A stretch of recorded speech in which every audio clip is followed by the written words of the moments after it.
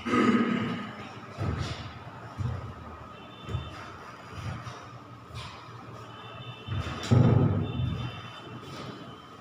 Evening students.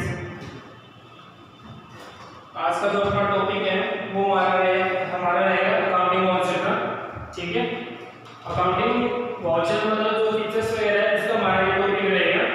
तो इसके अंदर आज का जो टॉपिक रहेगा वो कौन सा रहेगा? इनेबल कंपनी लोगो। इनेबल कंपनी लोगो। ठीक है, इनेबल कंपनी लोगो।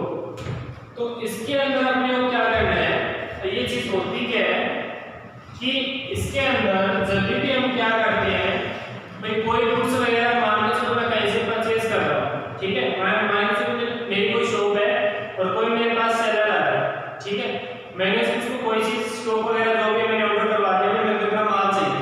ठीक है, तो जैसे वो चीज मतलब लेके आएगा मेरे पास, तो उस बिल के ऊपर क्या होना चाहिए, उस कंपनी का लोगो होना चाहिए कि वो जो माल आ रहा है वो कौन सी कंपनी से तो आ रहा है। मतलब उसका नाम होगा लेकिन उस कंपनी का लोगो क्या, उसका ट्रेडमार्क है, वो भी उस कंपनी के ऊपर होना चाहिए, मेंशन होना चाहिए। जैसे आपको होगा ये टैक्स वगैरह ये जो चल रही है, जो कंपनियां जो टैक्स कमीशन लोगो आता है, कोका भी लोगो जो भी है जैसे भी है, तो ये चीजें अलग अलग है।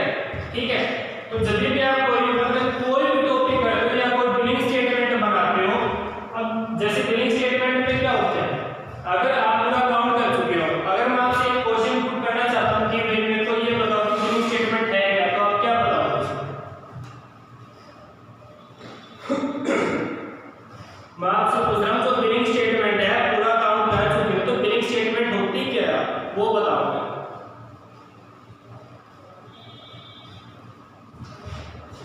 बिलिंग जो स्टेटमेंट होती है उसके अंदर जो एंट्री होती है वो कौन सी होती है? परचेज की होती है, सेल्स की होती है, पेमेंट होती है, रिसीप्ट होती है और एक जर्नल होती है। ठीक है, परचेज है, सेल्स है, पेमेंट है, रिसीप्ट है, जर्नल है। ठीक है, क्योंकि बिलिंग स्टेटमेंट में हम क्या कर सकते हैं, जैसे मान के चलो किसी का एक छोटा सा एग्जांपल लेने हैं अपना कंपनी लोगों का। आज की डेट में जैसे मैंने परचेज किया, मैंने उसको कहा कि 2 दिन बाद आपकी पेमेंट हो जाएगी, तो जो मैं एंट्री करूंगा वो कौन सी डेट की करूंगा? 10 की करूंगा। तो 10 डेट को जो एंट्री होगी वही मान के चलो अगर मैं 5000 का उससे परचेज करके लेके आया तो पेमेंट भी कितनी करूंगा उसको मैं? 5000 की ही उसको मैं पेमेंट करूंगा। ठीक है, अगर आप किसी को कुछ वगैरह सेल करते हो, मान के चलो मैंने कल सेल किया था किसी को 3000 रुपए का, उसने कहा था कि मैं पेमेंट ले लेना भाई, तो पेमेंट मतलब कौन सी एंट्री होनी चाहिए इसके साथ? रिसीप्ट की एंट्री कितने से? 3000 से। ठीक है, अब देखो एक बात और, अगर मैंने मान के चलो परचेज किया रवि से, तो एंट्री क्या बनती है? परचेज का डेबिट टू रवि, मतलब मैंने घर में परचेज किया है सिर्फ 5000 रुपए का। ठीक है, और ये जो मैंने डेट में एंट्री की है वो कौन सी डेट को की है? 8 को की है। बाद में मैं उसको 2 दिन बाद पेमेंट कर रहा हूं, तो उसके अकाउंट में जो क्रेडिट बैलेंस दिखाएगा वो कितने का दिखाएगा? 5000 का दिखाएगा। मतलब उस कैंडिडेट को क्या करनी है, अपने को 5000 की पेमेंट करनी है। जैसे हम पेमेंट करेंगे तो पेमेंट रिसीव करेगा कौन? रवि करेगा, क्योंकि रूल क्या कहता है? डेबिट का रिसीव। जो रिसीव करते हैं उसको क्या करना है? डेबिट। तो ये तो पेमेंट रिसीव करेगा, इसको तो डेबिट करेंगे। और क्रेडिट का गिवन, अब अगले को दे क्या रहे हैं? गिवन क्या करेंगे? कैश कर रहे हैं, तो उसको हम क्या करेंगे? क्रेडिट करेंगे। तो हमारी एंट्री क्या बनेगी? Ravi account debit to cash, कितने अमाउंट से? 5000 से। तो इसके अमाउंट फिर क्या हो जाएगी? 0 हो जाएगी, क्योंकि 5000 मांग रहा था, 5000 की पेमेंट हो गई, तो ये इसके अकाउंट कंप्लीट हो चुका।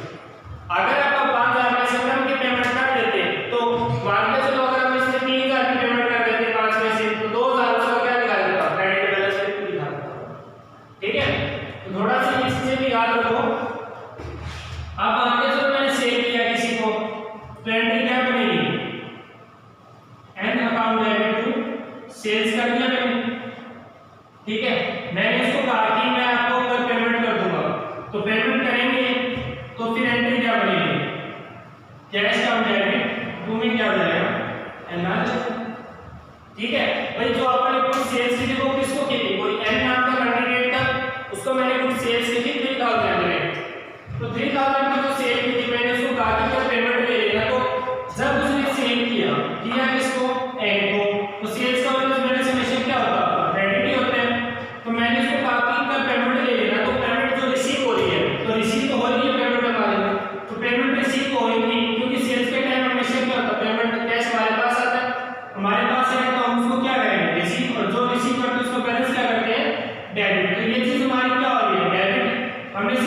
किसको, एन को। तो एन हमने क्या करा, पेमेंट दे रहे हैं तो क्रेडिट का गिवन रूल होता है, क्रेडिट का गिवन। तो ये दे रहे हैं तो क्रेडिट होगा, रिसीव हम कर रहे हैं तो डेबिट होगा। मतलब बिलिंग स्टेटमेंट यही होती है कि परचेज करने के बाद उसकी हम पेमेंट करते हैं, सेल्स करने के बाद हम अगले से कैश रिसीव करते हैं। ऐसे आप बिजनेस को लेकर और ट्रांजैक्शन करते हो कि आपने बिजनेस के अंदर क्या परचेज किया है, कितना आपसे सेल हो गया, कितना आपके पास कैश आया है, कितना आपने एम्प्लॉइज को सैलरी के अकॉर्डिंग कैश दिया है, तो वो सारी चीज होती है। ठीक है, अब मान के चलो आपको माल ऑर्डर करवा देते हो, मान के चलो आपने 3 लाख का ऑर्डर करवा लिया। ठीक है, अभी 3 लाख का ऑर्डर तो आपने करवा लिया, लेकिन इस केस के अंदर जिस कंपनी से वो माल आ रहा है उसका नाम तो मेंशन होता है बिल के अंदर, लेकिन उसका लोगो क्या है, वो कंपनी का लोगो क्या, ट्रेडमार्क क्या है, भाई वो कंपनी रेजिडेंशियल है या नहीं है। ठीक है, तो वो चीज हम यहाँ पे क्या कर पाएंगे, डिफाइन कर पाएंगे। अब इस इनेबल कंपनी लोगो को, ये जो टॉपिक आपका कौन सा है, अकाउंटिंग फीचर का टॉपिक आपका कौन सा है, अकाउंटिंग फीचर्स का टॉपिक है। तो अकाउंटिंग फीचर्स की जो शॉर्टकट होती है वो क्या होती है आपकी, अकाउंटिंग फीचर्स की जो शॉर्टकट होती है वो क्या होती है, कल भी डिस्कस किया था, एफएनएम होती है अकाउंटिंग फीचर्स की, और इसके बाद सॉरी फीचर्स की शॉर्टकट क्या होती है एफएनएम, और देन उसके बाद जब हम प्रेस करेंगे तो किसकी शॉर्टकट होती है, अकाउंटिंग फीचर्स की। तो ये जो हमारा टॉपिक है वो किसका है, अकाउंटिंग फीचर्स का है। तो इसी के अंदर हम क्या करेंगे, अगर इस ऑप्शन को करना है तो सबसे पहले हमें क्या करना पड़ेगा, अकाउंटिंग ऑप्शन में जाना पड़ेगा।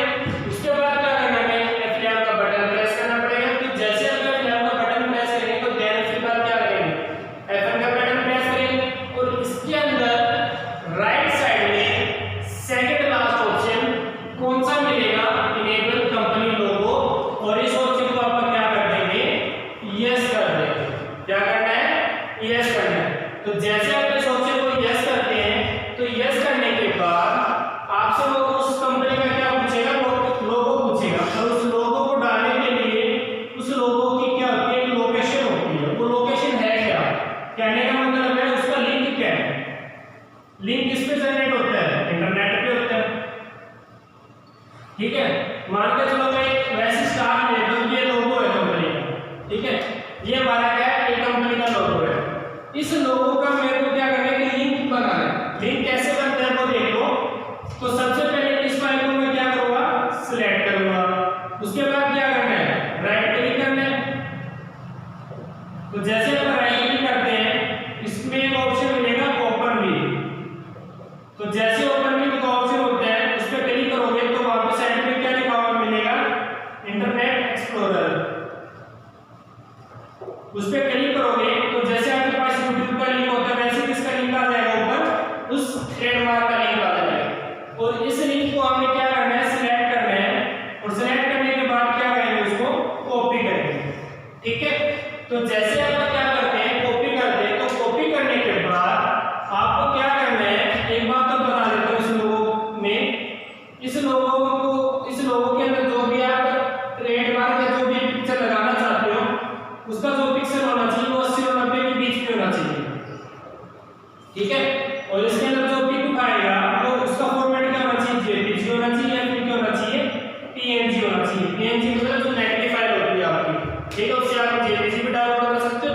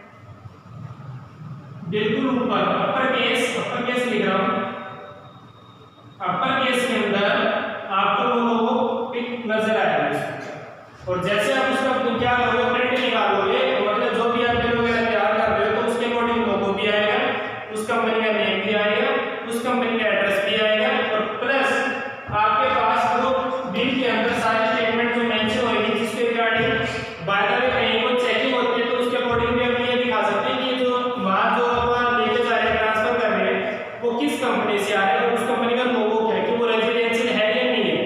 ठीक है, एक अपना क्या होता है रेजिडेंशियल होता है, क्या होता है नॉन रेजिडेंशियल होता है। तो रेजिडेंशियल का मतलब आपको पता ही है कानूनी तौर पे होता है, नॉन रेजिडेंशियल कौन सी होती है, जो गैर कानूनी तौर पे होती है। तो वो ये आपका केस बनता जाएगा ऐसे। ठीक है, एमटी को चेक कर लो, नोट कर लो।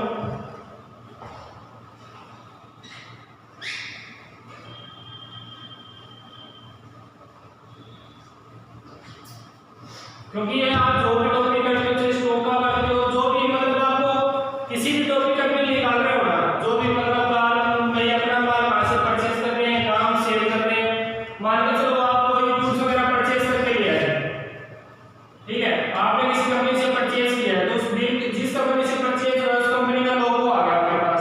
अगर आप भी कहीं सेल कर रहे हो तो बिल निकाल रहे हो तो आपका भी क्या होना चाहिए, लोगो होना चाहिए। लोगो और ये कंडीशन हमेशा होनी चाहिए, अगर कोई इस चीज को एक्सेप्ट नहीं करता।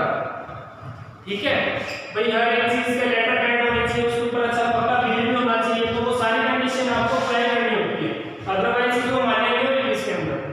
ठीक है, चेक करो फिर आगे बताता हूं।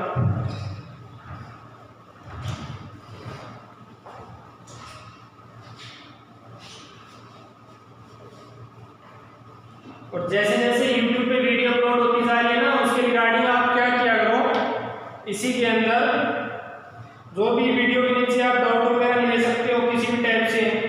ठीक है, तो ये थोड़ा सा ध्यान रखो चीजें आपकी।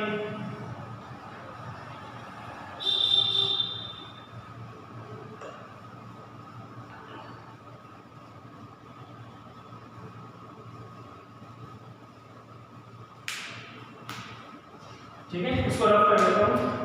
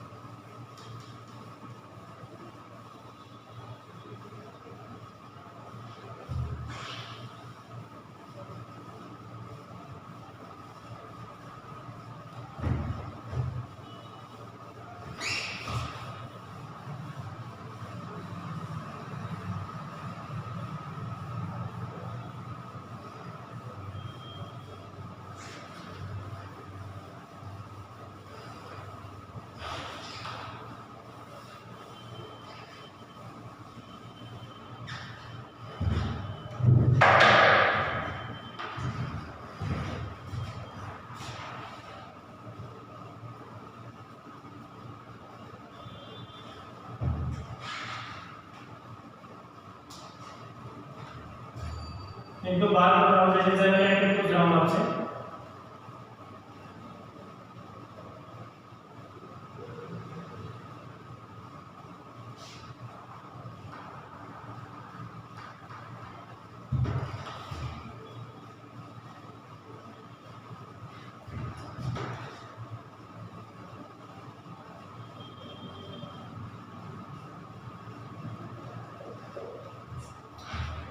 हमने क्या किया है, गुड्स परचेज की है, किसने की है, कैश में, और जो उसकी पेमेंट हो रही है वो किसके द्वारा हो रही है, चेक से। तो ये एंट्री ठीक है या गलत है?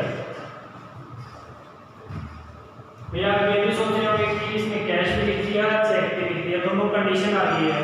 कई बार दिमाग में आता कैश भी आ गया, बैंक भी आ गया, तो काउंटर एंट्री बन सकती है। कई बार दिमाग में क्या होता है, परचेज भी है, तो क्या पता परचेज की एंट्री हो। कई बार दिमाग में आता है कि परचेज के साथ कैश भी था, तो क्या होता है पेमेंट की एंट्री। तो इसमें जो क्या है वो भाई, हमने जो गुड्स परचेज किए हैं वो हमने करी किसमें है, कैश में, मतलब कैश में किया आपने, लेकिन उसकी जो पेमेंट की हमने वो किससे करी, आपने चेक से की है। ठीक है भाई, अगर आपने जो भी गुड्स वगैरह खरीदा वो किस मतलब परचेज किया, मतलब में परचेज किया, ठीक है, कैश में हमने परचेज किया, लेकिन हमने उसको कैश नहीं दिया, जितना भी आपने परचेज किया है उसकी पेमेंट हमने करी किससे है, चेक से, नहीं कि कैश से की है। तो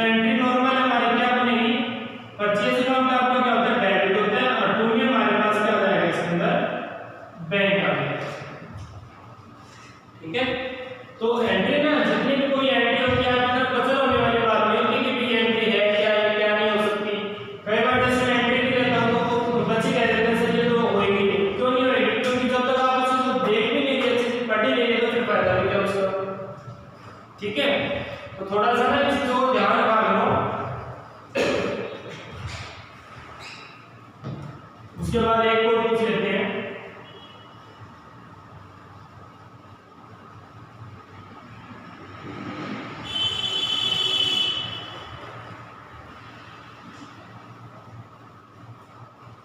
मान के चलो सिंपल ये लिखा हुआ है रेंट, आगे उसके अमाउंट है, क्या लिखा हुआ है रेंट, और आगे उसकी क्या है अमाउंट है। तो अब मेरे को ये बताओ एंट्री बननी क्या चाहिए इसकी, और ये चीज देखिए हमेशा क्या याद आता है स्टूडेंट्स को कि ना तो उसमें रिसीट लिखा हुआ ना इसमें पेड लिखा हुआ।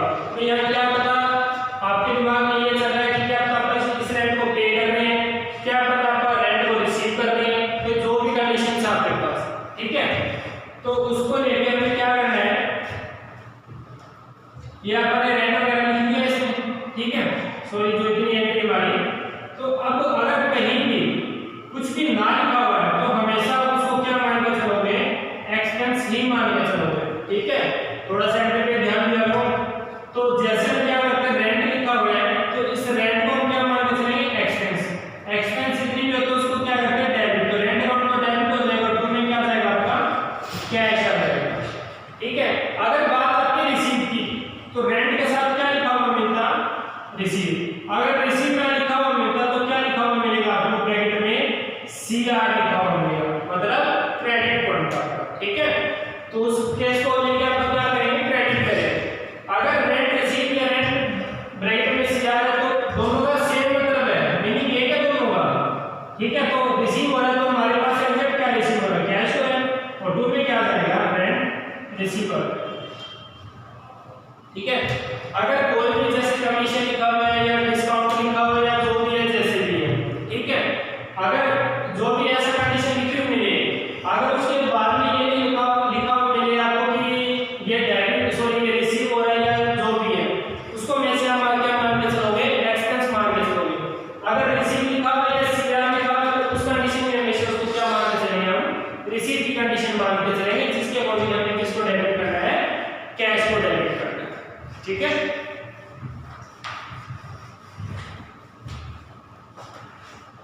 तो अगर आपको मान के चलो जो भी आप ट्रांजैक्शन वगैरह कर रहे हो और वो ट्रांजैक्शन अपनी कंपनी के अंदर हो रही है, ठीक है, तो आपको जरूरी नहीं है कि कोई टॉपिक करके आप लोगो लगा रहे हैं, आप ट्रांजैक्शन करके उस कंपनी का फिर भी आप क्या लगा सकते हो उसी के अंदर आप लोगो लगा सकते हो, ठीक है। कोई जरूरी नहीं है कि स्टॉक को आप मेंटेन करके क्या कर रहे हैं वो कंडीशन अप्लाई कर रहे हैं लोगों की, या फिर कोई अकाउंटिंग फीचर्स का टॉपिक करके वो कंडीशन अप्लाई कर रहे हैं, कोई टैक्स का टॉपिक कंडीशन अप्लाई करके हम लोग वो कंडीशन अप्लाई करते हैं। तो ऐसी कोई जरूरी नहीं है, आप कंपनी के अकॉर्डिंग जो भी परचेज सेल्स की एंट्री होती है उसके रिगार्डिंग भी आप क्या कर सकते हो, लोगों वाली जो कंडीशन होती है वो भी आप उसके अंदर क्या कर सकते हो कंडीशन अप्लाई कर सकते हो, ठीक है।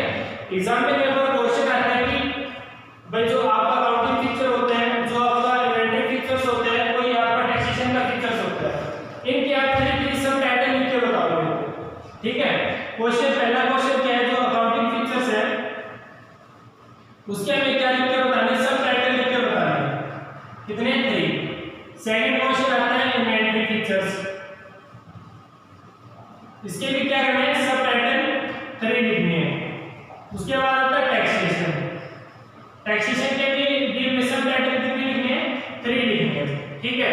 तो आपको याद होना चाहिए पहले जब क्वेश्चन होते हैं तो अकाउंटिंग फीचर्स में क्या क्या आता है, पेरोल आता है, कॉस्ट सेंटर आता है, इनेबल कंपनी लोगो आता है, बजट आता है, मतलब ऐसी कुछ एक कंडीशन अप्लाई होती है हमारी, ठीक है। उसके बाद अगर वो कहते हैं इन्वेंटरी की ओर बताओ तो इन्वेंटरी में क्या होता है, गोडाउन हो गया आपका, purchase order, sales order, track addition, cost of purchase, और इसमें आपका bill wise sorry batch wise detail. तो ये कुछ कंडीशन आप इसमें क्या कर सकते हो मेंशन कर सकते हो। अगर आपको क्या लिखा है टैक्सेशन के फीचर्स बताने तो टैक्सेशन में जीएसटी आता है, टीडीएस आता है, और एक आपका आता है टीसीएस आता है, तो वो कंडीशन सिर्फ ये नाम लिख के दिखा दिया आपको। तो ये भी आपको क्या क्वेश्चन बन के आ सकता है। तो अगर इसमें पूछ लेते हैं, इसमें एक क्वेश्चन और आ जाता है type of produce in tally, मतलब प्रोड्यूस मतलब या प्रोसेस लगा लो उसको चलाने टैली को प्रोड्यूस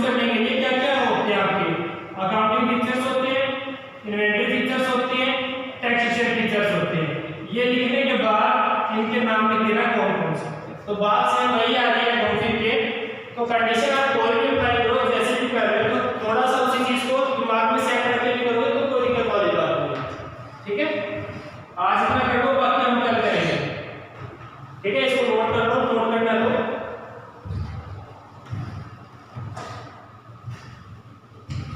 ठीक है।